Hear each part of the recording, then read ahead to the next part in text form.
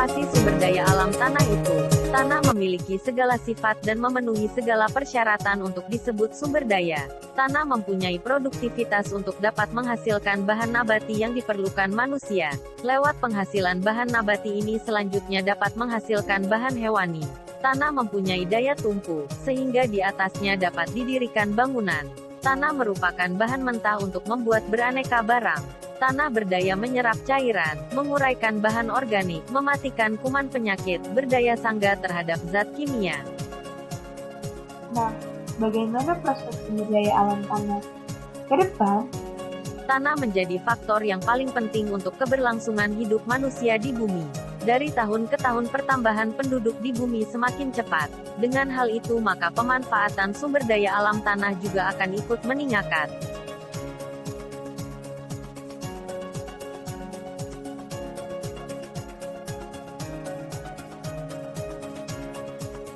Permasalahan sumber daya alam tanah. Tanah digunakan secara terbarukan. Penciptaan agroekosistem berkiblat pada kelestarian manfaatan sumber daya dan pengamatan lingkungan hidup, namun keadaan sebaliknya dapat terjadi yaitu keinginan ekonomi industri memerintahkan cara dan bentuk penggunaan tanah.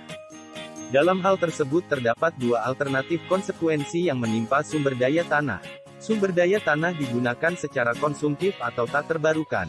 Sumber daya tanah digunakan sebagai masukan komersial tinggi. Tanah digunakan secara konsumtif atau tak terbarukan. Tanah digunakan sebagai bahan mentah di mana di sini pengelolaan sumber daya tanah berarti 1. Menghemat penggunaan untuk memperpanjang masa pengembangan. 2. Membatasi akibat dari hidrologi wilayah. 3. Meninggalkan lahan galian begitu rupa. Penggunaan tanah yang dinilai paling merugikan. Jika 1. Tanah dijadikan sumber daya terbarukan. 2. Sebaik-baik penggunaan tetap memberikan dampak yang merugikan. 3. Tidak memberikan peluang penganekaragaman hasil produksi. Tujuan pengelolaan tanah ialah mempertahankan atau meningkatkan manfaatnya sebagai sumber daya dalam batas kemampuannya. Manfaat apa yang perlu dipertahankan atau ditingkatkan tentu bergantung pada tujuan penggunaan tanah. Cara pengelolaan yang benar menurut suatu macam penggunaan tanah justru salah apabila diterapkan pada macam penggunaan tanah yang lain. Contohnya adalah suatu pengatusan tuntas diperlukan dalam kawasan industri dan pemukiman, hal itu untuk mempertahankan kekuatan menumpu beban bangunan dan peralatan berat, serta sanitasi. Dampak pengelolaan tanah yang ekstrim.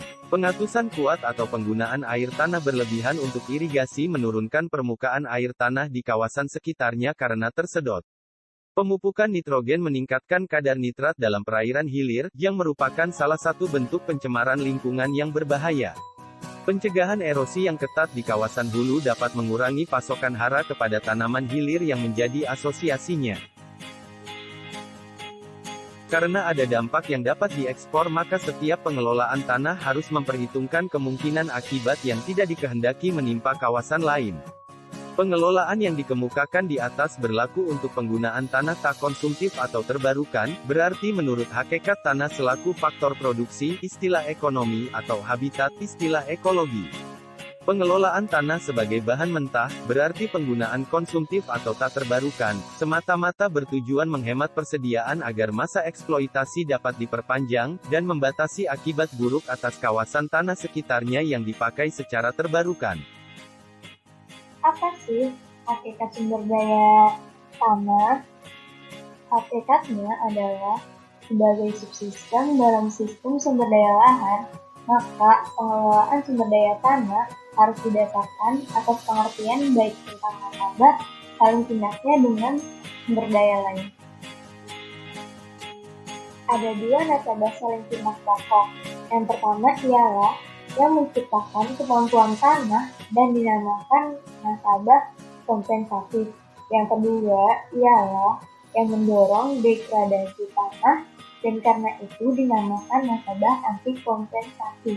Iklim berhujan deras dengan tanah berlereng bernasabah anti kompensatif yang menimbulkan erosi air yang mendegradasikan produktivitas tanah. Nah, jadi kesimpulannya adalah makna tanah sebagai ruang untuk industri juga mudah dimengerti karena tanah menjadi lapangan untuk mendirikan pabrik. Tanah memiliki segala sifat dan memenuhi persyaratan untuk disebut sumber daya. Tanah mempunyai produktivitas untuk dapat menghasilkan bahan nabati yang diperlukan orang.